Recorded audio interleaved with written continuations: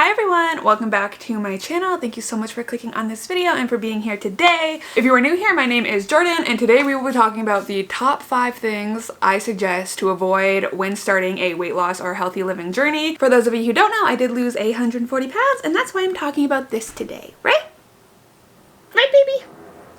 Leo is ready for another haircut. Also, I just filmed this whole video and I'm refilming it again because I didn't like my hair. So I'm in a great mood. Also, happy September. It's the best time of the year. It is Thrive season, September, October, November, December. The elite 4 is what I call them, the elite 4 months of the year. Basically, September, October, November, December, you get Halloween, you get fall weather, you get Christmas, and it's the best. But the second it turns January, it's fucking horrible, at least where I live here in the wonderful country of Canada, the wonderful region of central Canada, I should say. In January, February, March, we don't get any sun, so it's depression time, but right now it's Thrive season. But anyway, let me open my laptop to reread the exact same thing, to reread the exact same script that I just read before I decided my hair was ugly. Okay, so today we are going to be talking about 5 crucial things to avoid when starting your weight loss or healthy living journey. If you're new here, I like to write my points down just so I don't forget anything and my ADHD doesn't go crazy and make me start talking about, I don't know, pickles, like literally what the fuck, like 80. Alright, so I'm just gonna jump into it. These are in no specific order. The first crucial thing to avoid when starting a weight loss journey is definitely predatory weight loss scams. Now, I know this one seems super obvious. Obviously, no one is like out there trying to get scammed. But I just wanted to put this in because the weight loss industry, if you did not know, is one of the most lucrative industries in the world. We're talking about like $1 trillion industry. There are actually quite a few programs and apps that I am a fan of when it comes to weight loss, but that's basically because they are more educational. What I'm referring to today are not educational programs or, you know, apps that include a lot of research. They are things like wraps, detoxes, cleanses, all that fun stuff, teas. You know, we see all these celebrities promoting these things and you start to think like they must really work. The reason why the industry is so big is because they really capitalize on people hating their bodies, hating how they feel in their bodies. And when people, you know, feel low, when they feel bad about themselves, they are more susceptible to marketing and marketing campaigns because they are willing to spend money to stop feeling the way they do, which is super predatory, super gross. We do not tolerate that here on this channel.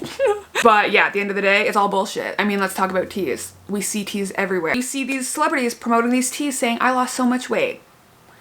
They did not lose weight because of the tea, okay? They lost weight because they are millionaires and they have access to the best gyms, the best equipment, the best trainers in the world. The only thing teas make you do is shit yourself. And some of you might be like, why does it make you shit yourself? And it's because those teas are loaded with laxatives. So they can be natural laxatives, they can be, you know, unnatural laxatives, but the reason they work or they trick people into thinking they work is because they merely make people shit their brains out. And, you know, when you have a clean bowel system, when you have no poop up in there, you just naturally weigh less. Like, that is literally it. That is the trick of those teas. Same with wraps, you know, if you really wanted to try a wrap that bad, go to your kitchen, use your saran wrap. Don't spend $70 on someone else's saran wrap that they're gonna send you. Detoxes, cleanses, I will throw myself under the bus. When I was at the height of my binge eating, so I had already lost all my weight, I could not stop binge eating and I thought, I know what I'll do. I'll just get a juice cleanse and I will drink it for 2 days and then I will be refreshed and I will be ready to take on my weight loss goals. I will be the most healthy bitch in the world, right? That was my mindset. Well, I did end up doing that juice cleanse for 2 days,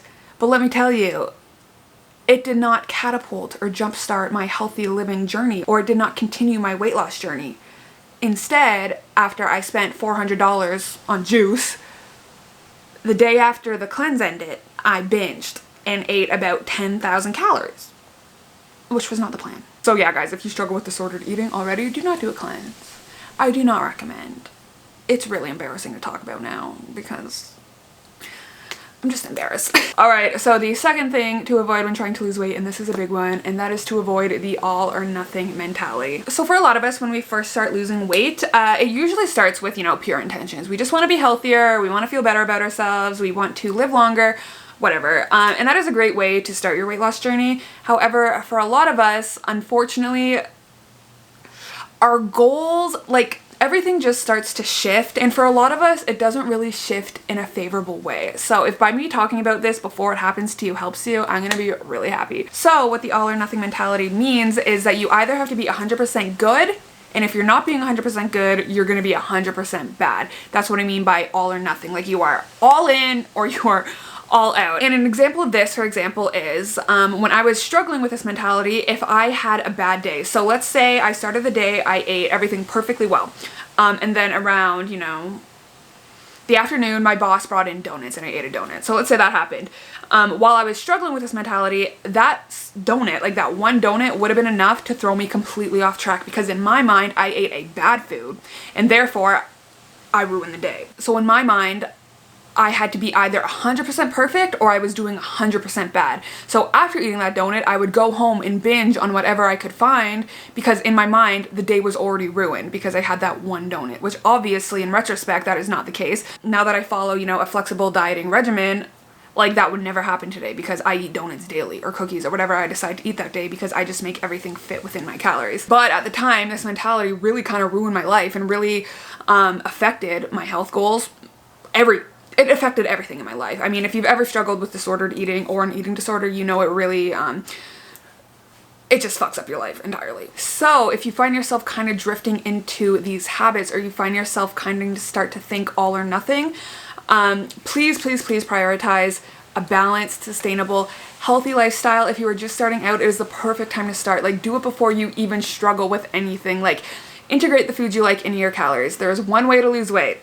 Calories in, calories out. If your daily caloric goal is 1800 calories, great. Like, you can easily fit something you enjoy in those calories without depriving yourself for weeks, because when you deprive yourself for weeks, your body, your mind is not going to be happy with you. And then instead of having, you know, a cookie a day and fitting it within your calories, suddenly you're going to have 3 weeks of cookies at once, which is not great. Kind of going off this point, another thing you really want to watch out for is just the emergence or the development of disordered eating habits. So for example, if you start getting excited or motivated or proud at the fact that you're skipping meals, that you're eating way below your calories, that you are exercising 4 or 5 hours a day, that is not healthy, and that is something you really want to address. By the way, every single thing on this list I have struggled with myself, which is why I am, you know, telling you guys. There was a point in my weight loss journey where, you know, I felt proud if like I didn't have to eat dinner because I wasn't hungry. Like, and that was the beginning of a very unhealthy relationship with food, because the second you tell yourself that you don't need dinner that day, suddenly that's the new precedent and you think you don't need dinner any day, and that is not the trap you want to fall into. Remember, you want to be healthy, you want to be balanced, you want a sustainable life, and you do not want to deal with this stuff. Trust me, it is not fun. All right, so the third thing to avoid when trying to live healthier or lose weight is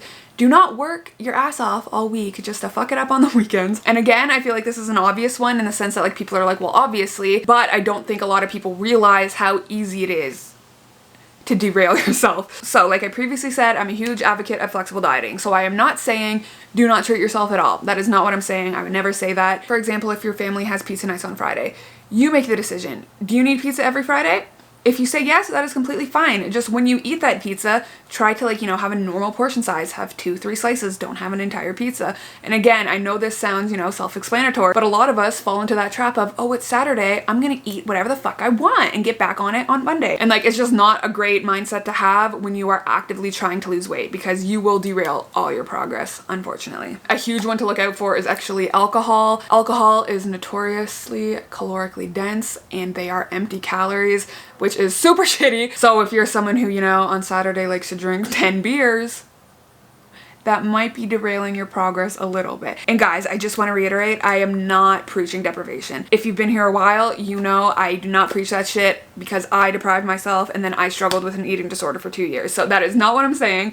Like I said, if your boss brings in a donut on every Friday, like, and you want that donut, eat that donut. Like, what is that, 300 calories and 1800 calories, whatever your calories are? Like, you can make things fit without overdoing it, and you can make things fit without completely restricting them. All right, so the fourth thing to avoid when trying to lose weight, and that is, please do not ask everyone in your life for advice. So when some people start losing weight, they just want to tell everyone, right? They want to ask for the best advice. They want to know, what do you recommend? What do you think I should eat? What exercise do you think I should do? Which is like great, you know, like it is great to do research on how to live healthier.